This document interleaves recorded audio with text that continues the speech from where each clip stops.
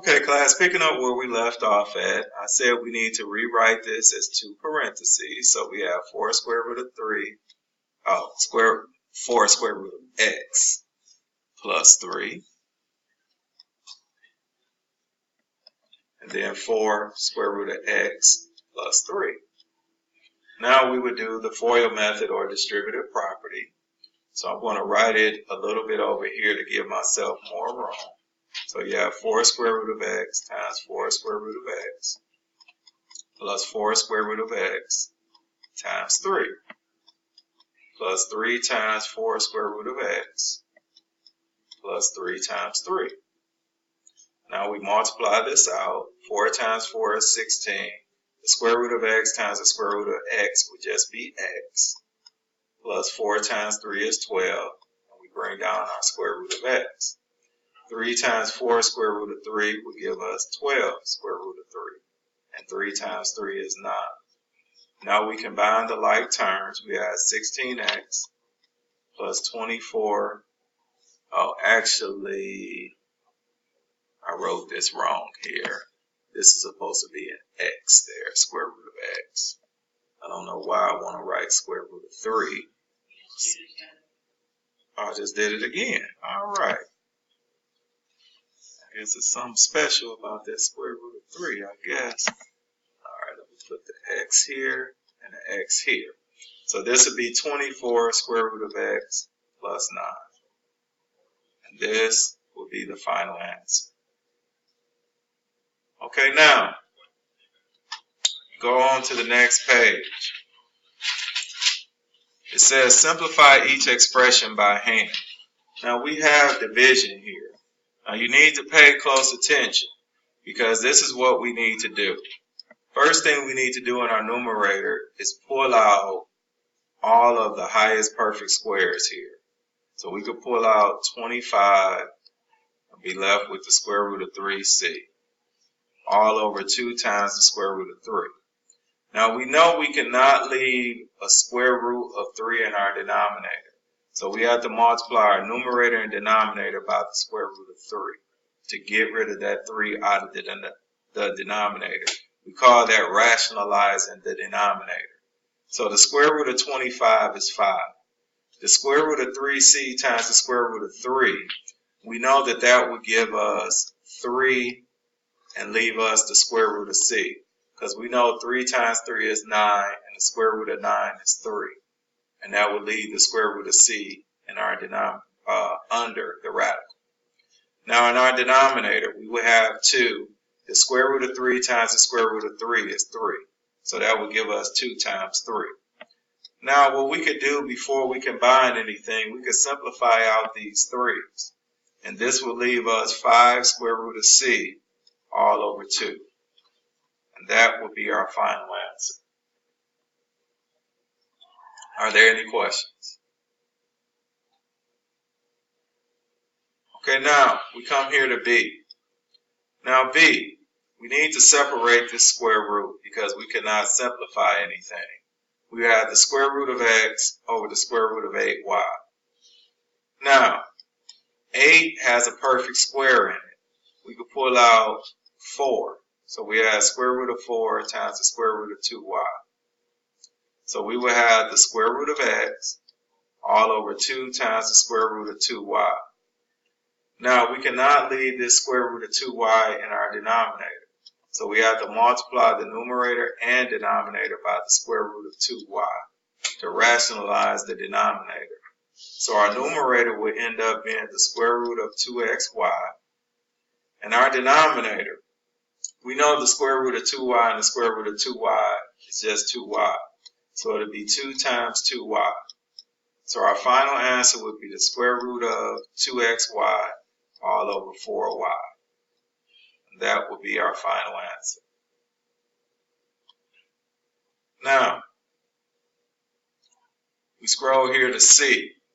Now, if you notice here, we have a binomial in our denominator instead of a monomial. So what we have to do is multiply the numerator and denominator by the conjugate. The conjugate is these values here, but instead of being subtraction, it would be addition in this case. So it'll be the square root of A plus 2 square root of B all over the square root of A plus 2 square root of B. And we will multiply it to this fraction here. So in our numerator, we would end up with square root of A times the square root of A. We know it's A. And the square root of A times 2 square root of B will give us positive 2 times the square root of AB. Now that is our numerator. Our denominator, since we're multiplying conjugates, we would take the square root of A times the square root of A, which is A, and negative 2 square root of B times a positive 2 square root of B will give us a minus 4B. Now, there's nothing more we can do with this problem here, so we are done. Okay, now we come here and remember this is a B. So that's okay. Now we go here to D. We have the same thing here. We have a binomial in our denominator, so we do the conjugate. But if you notice here, there's a plus here. So we would write the same thing here, but with a subtraction sign. So we add 2 square root of x minus 3 all over 2 square root of x minus 3. So in our numerator, we would have to multiply this using the FOIL or distributive property. So we will have 5 square root of x times 2 square root of x plus 5 square root of x times a negative 3. Then we add negative 4 times 2 square root of x and negative 4 times a negative 3. All over. We can multiply our conjugates here. 2 square root of x times 2 square root of x, which would be 4x. And 3 times negative 3 would give us a minus 9. So now in our numerator, we will multiply what we have here. 5 times 2 is 10. Square root of x times the square root of x is x. 5 times negative 3 is negative 15. We bring down our square root of x. Negative 4 times 2 square root of x will give us negative 8 square root of x. And negative 4 times negative 3 is positive 12. And that's all over 4x minus 9. Now, we will combine like terms. We will add 10x, negative 15 square root of x minus 8 square root of x is a negative 23 square root of x, plus 12, all over 4x minus 9. And this here is the final answer. There's nothing more we can do with that. Now, we scroll down here to the next page. We have where it says fill in the table. Now we have the function here and we have the endpoints. Now this was discussed back in the latter part of chapter 13. Okay, the endpoint here. The endpoint, we look under the radical. Whatever number is added or subtracted to x, that is part of our endpoint. That would be our x value. We take the opposite sign of what we see under this radical. So our x value would be negative 8. And then our y value would be the number that's outside of the radical that's added or subtracted. And we will write it as is. So the endpoint would be negative 8 and negative 11. Okay, now we need to do the same thing here. We know our endpoint would be 19, but we don't have a number outside here, so that would be 0. Our endpoint here, if you notice here, we have no number under the radical that's added or subtracted to x. So our x value would be 0, and then our y value would be 18. Now we come here, the same thing. Under the radical, this 20 is negative, so we'll write it as a positive, and this 8 is positive on the outside, so it would be 8. So that takes care of our endpoints. Now, we need to determine whether this graph, this function increase or decrease, is all based on the number that's multiplied to the radical. If it's positive, it increases. If it's negative, it decreases. So this is increase, decrease, increase, and then decrease. And I'm abbreviating it because I don't have enough room in this graph. Now, we have to determine if the graph shifts up or down. This is determined by the number that's outside of the radical that's added or subtracted. If it's subtracted, it goes down. And then it goes down that many units. So it'll be down 11. So here we have no number here. So it'll be none. Here we have plus 18. So it goes up 18. And then here we have a positive 8. So it goes up 8.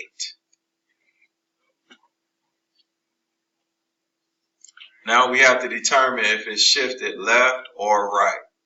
Now whenever you have addition under the radical, it goes by the number that's under the radical. Whenever you have addition under the radical, it goes to the left. So it will go to the left, and the number under the radical is 8. So it'll go to the left 8. Here, since it's subtraction, it'll go to the right. And the number under the radical is 19. So it'll go to the right 19. There's no number under the radical here, so it'll be none. And then we have subtract 20 here, so we know we will go to the right 20. And this is the chart here. Okay, now, it asks us the question, which is the steepest graph? And it asks us, what is the shallowest graph? The steepest graph here would be h of x. And the shallowest graph here would be f of x. Now if we look here at h of x, if you notice here, the number that's multiplied to the square root, we look at its absolute value. The highest of those numbers here would be this 14, correct? So that is why h of x is the steepest. And then we look at the lowest number. Whichever one is the lowest number as far as absolute value is concerned would be the shallowest graph, and that would be the f of x. And the reason why we use absolute value is so that you wouldn't pick the ones that have negatives. Does everyone follow that? So it's the absolute value. Okay, now we go here to number 7. It says let g of x equals 1.5 times the square root of x plus 3 minus 4. Place the endpoint at the start of the table and then place a few reasonable points, i.e. whole numbers, in the table, then graph by hand. Okay, so now the endpoint. We know under the radical we would take the opposite of this here, so that would be negative 3, and our y would be negative 4. Now that is our endpoint. Now we want to find other reasonable numbers. I would suggest that we use our calculator here to find those reasonable numbers. So go to y equals, and we want to clear out what we have here. So now we would type in this equation. We will have 1.5, then we will put our square root. 1.5 square root of x plus 3. Now there's one trick with this. In order to get from under the radical, you must press this right arrow key so it won't stretch out, because we do not want the minus 4 under the radical. Now that we have the graph in, we can press enter and then just press second and then graph. Now with second and graph, if you notice here, we have our points here.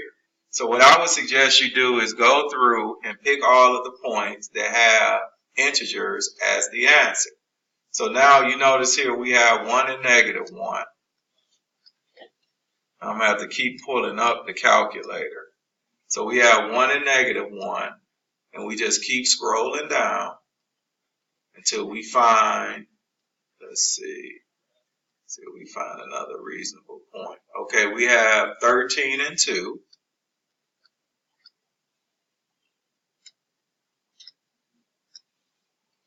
Just keep scrolling down. Now there were some we could have used with those halves. We have, what's that, 33 and 5.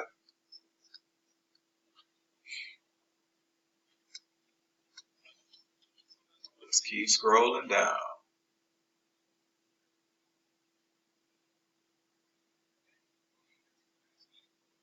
Now we could use 46 and 6.5 because we could graph 6.5. So we could do 46